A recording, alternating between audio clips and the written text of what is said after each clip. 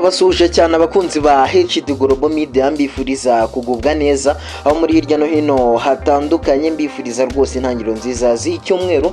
Nitwa Rukundo Rukuji, rero n'amakuru agezweho kuri uyu murongo wa YouTube. Ngiye guhita nyampera muri Rwanda Premier League.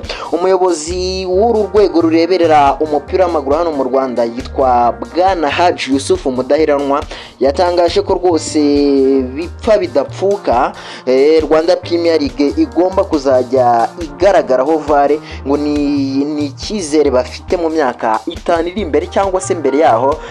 Iri koranabuhanga rwose rifasha abasifuzi cyangwa se nyine cyitwa video assistant referee rizaba rikoreshwa muri shampiyona y'icyiciro cya mbere hano mu Rwanda bya vuba na vuba. Ubwo reka dutegereze turebe iby'ibi bya vare, dore ko muri stade Amahoro iri koranabuhanga ryamaze gushyikiramo.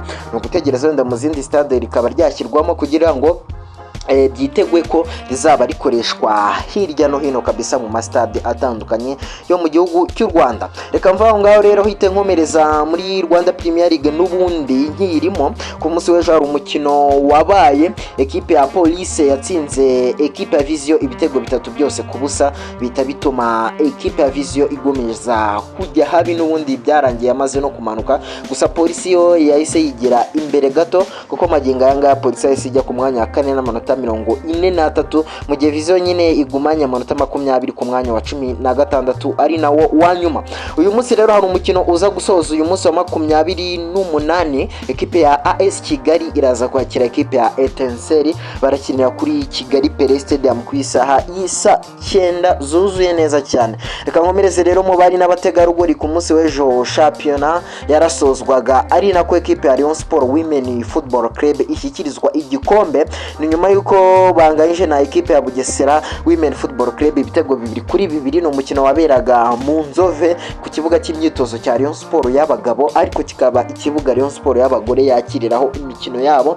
Ubwo byaje kurangira rero banganyije 2-2, ariko n'umundi Rayon Sport yari yaramaze kwegukana igikombe. Byahise birangira rero igishyikirijwe, ibintu byari bimeze neza cyane kabisa hariya mu Nzove, abariyo bishimye neza cyane mu bari n'abatega rugori.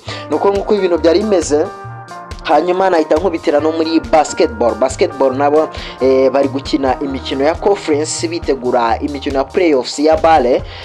Uko gahunda zimeze rero, ekipe ya APR Basketball Club yitwaraga neza cyane itsinda MBB yo mu gihugu cya Afrika y'Epfo amanota 103-81. APR yabikoraga neza cyane, numva ko yatsindaga icyo bita 3 chiffres. Ni ikipe yatsinze indi amanota afite imibarwa cyangwa se imibare 3. Ubwo rero APR byari bimeze neza cyane. Ni n'umukino kandi warebwe na nyakubahwa Perezida wa Repubulika y'u Rwanda Paul Kagame ari kumwe na madamu we Jeannette Kagame muri BK Arena. Byari bimeze neza cyane, n'abafana ubona bari bishimye, ubona ko ibintu bimeze neza cyane, ari ibintu byo kwishimira ku ruhande rumwe. Ubwo rero nuko ibintu byari byifashe kuri APR Basketball Club igomeje kwitwara neza cyane. Mu mikino inisigaye irasabwa gutsinda umukino umwe kugira ngo ihite ibona itike yo kuzakina imikino ya playoff ya bale kabisa, ibintu bimeze neza cyane. Ubwo rero nuko ibintu byifashe cyane. Reka nkomereze rero kuri saga ya Rayon Sport na Bugesera. Iyi saga iri kugenda ivugisha benshi. Ejo ngo habaye inama ikomeye cyane yahuriyemo perezida wa Ferwafa Myantwara Alphonse, minisitiri wa sport Neri Mukazayire, perezida w'ikirenga wa Rayon Sport Muvunyi Paul n'abandi batandukanye bari muri iyi nama. Ubwo rero imyanzuro ntabwo irasohoka, ariko gusa hari amakuru avuga ko iyi match ishobora kuzasubirwamo, aho match yari igeze ikaba ariho yakomereza, hanyuma abafana bakangirwa kwinjira kuri stade bitewe nyine n'imvururu bateje cyane cyane aba Rayon Sport. Hanyuma nyine umukino ukaba wakomeza aho wari ugereje. Nibiri kuvugwa, tukadutegereze turebe imyanzuro byanga bikunda irasohoka mu kanya kadatinze, binajyanye nuko shampiyona iri kugenda igana ku musozo. Hasigaye imikino 2 ku makipe amwe namwe, cyese nyine Rayon na Bugesera batarakina n'iyi match ya AS Kigali na Etincelle, ariko izindi ekipe zisigaje imikino 2 gusa shampiyona igasozwa. Arumva ko rero ibyemezo bigomba kwihuta cyane.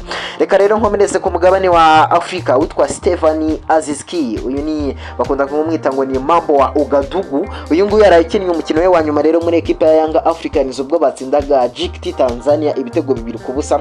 Nyuma yaho yasafata rutemikirere yerekeza i Casablanca mu gihugu cya Maroc kujya kurangizanya na ekipe ya Wydad Atletico Casablanca.